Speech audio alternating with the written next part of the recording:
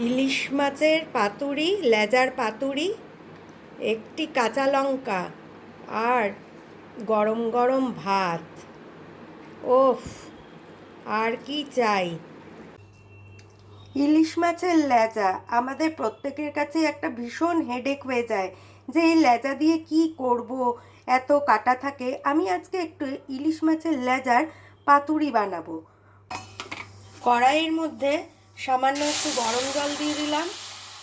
জলটা এমন পরিমাণ মতো দেব যাতে আমার লেজা সিদ্ধ হওয়া জল আমার একটুও ফেলা না যায়। তার মধ্যে দিয়ে দিচ্ছি অল্প একটু সর্ষের তেল, আর দিয়ে দিচ্ছি একটু পরিমাণ মতো শুকনো লঙ্কার গুঁড়ো। এর মধ্যে ইলিশ মাছের লেজাগুলোকে আমি একটু সিদ্ধ করে নেব। এই যে মিষ্টি কুমড়োর ডগা কালকে এনেছে, পাতাগুলো একটু নরম হয়ে গেছে। এখান থেকে এই ডগার থেকে বেশ কিছু পাতা ভালো দেখে আমি কেটে নেব। ইলিশ মাছের লেজাগুলো খুব সুন্দরভাবে হয়ে গেছে, কত তেল বেরিয়েছে দেখেছো। আমি তো জাস্ট এক দু ফোঁটা তেল দিয়েছিলাম, অনেক তেল বেরিয়েছে। আর তার মধ্যে আমি পাতাগুলোকে সুন্দর করে ধুয়ে এরকম করে ঝুড়িটার মধ্যে মেলে রেখেছি যাতে পাতাগুলো একদম সুন্দরভাবে শুকিয়ে যায়। ইলিশ মাছের লেজাগুলো প্লেটে ঠান্ডা হতে দিয়েছি, সেই ফাঁকে আমি একটা পেস্ট তৈরি করে নেব। এর মধ্যে আমি দিয়ে দেব এই যে সামান্য পোস্তর গুঁড়ো, এটা আমি নিজেই বাড়িতে বানাই। এটা এই যে মাস্টার্ড পাউডার, এটা কেনা। পরিমাণ মতো নুন, হলুদ আর এক চিমটে একটু মিষ্টি, একটু ব্যালেন্স করার জন্য স্বাদটাকে। আর একটু কাঁচা লঙ্কা বাটা পরিমাণ মতোই দিলাম। আর দিচ্ছি কাঁচা সর্ষের তেল পরিমাণ মতো। আর এই লেজাটা সিদ্ধ করার সময় এই যে যে জুসটা বেরিয়েছিল তেল সহ, সেই জুসটা।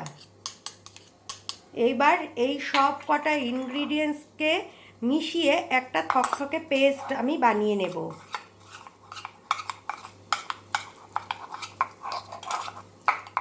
আমি কিন্তু আর এর মধ্যে কোনো জল অ্যাড করতে হলো না।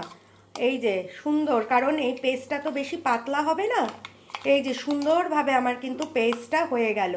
এই মিষ্টি কুমড়োর পাতাগুলোর এই শিরাগুলোকে একটুখানি করার জন্য আমি এখান থেকে এইভাবে একটু টেনে এই যে শিরাগুলোর এই আঁশগুলোকে একটু বের করে নিচ্ছি।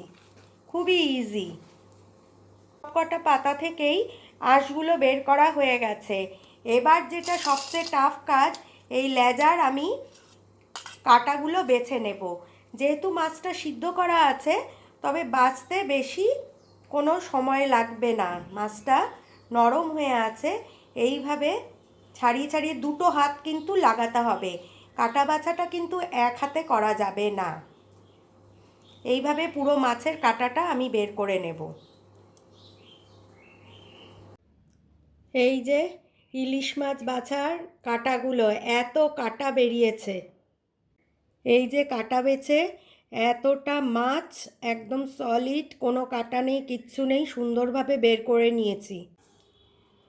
এই কাটা বাছা মাছটা এবার আমি এই যে পেস্টটা বানিয়ে রেখেছিলাম এর সাথে সুন্দর করে মিক্সড করে নেব।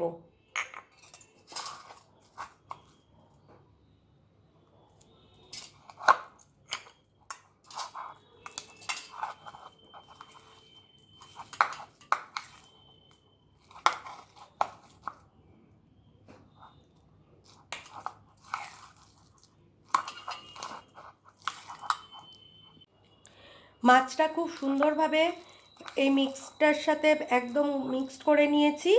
এবার আমি কি করব, এরম পাতাগুলো নেব, এক একটা পাতা নেব, নিয়ে এই কিছুটা মিক্সড এই পাতার মধ্যে এরম করে দিয়ে দেব। ব্যাস, দিয়ে আমি এটা মিষ্টি কুমড়োর পাতাতে এই কারণেই করছি, কারণ তাহলে কি এই পাতাটা শুদ্ধই আমি খেতে পারবো। ব্যাস, এই যে হয়ে গেল। এরকম করে করে আমি এক একটা করে রেডি করে নেব। এই যে আমি রেডি করে নিয়েছি, আমি 4টে রেডি করেছি, 4টে পাতুরি বানাবো। কড়াইয়ে অল্প করে তেল ব্রাশ করে নিয়েছি, তেলটা গরম হয়ে গেছে। এবার এই করে রাখা পাতুরিগুলোকে এর মধ্যে দিয়ে দিচ্ছি একটা করে, এই যে দিয়ে ঢাকা দিয়ে দিচ্ছি।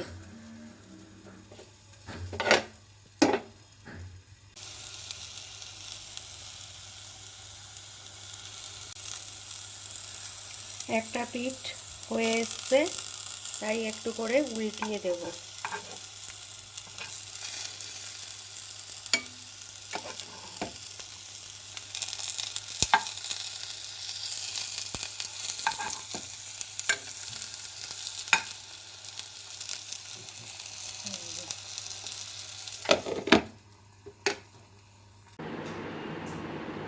কচুর শাক আর গরম গরম ভাত, আজকের দুপুরে লাঞ্চটা একদম জমে গেল। ওফ, দারুণ হয়েছে কচুর শাকটা। এইভাবে তোমরাও করে দেখবে, দারুণ হবে ইজি প্রসেসে ইলিশ মাছের মাথা দিয়ে এই কচুর শাক। Thank you.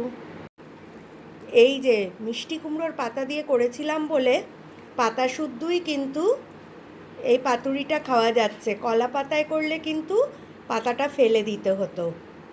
অপূর্ব অপূর্ব, একবার করে খাবে, খেয়ে আমাকে কিন্তু রিভিউতে জানাবে যে কীরকম লাগলো তোমাদের এই ইলিশ মাছের লেজার পাতুরিটা। Thank you.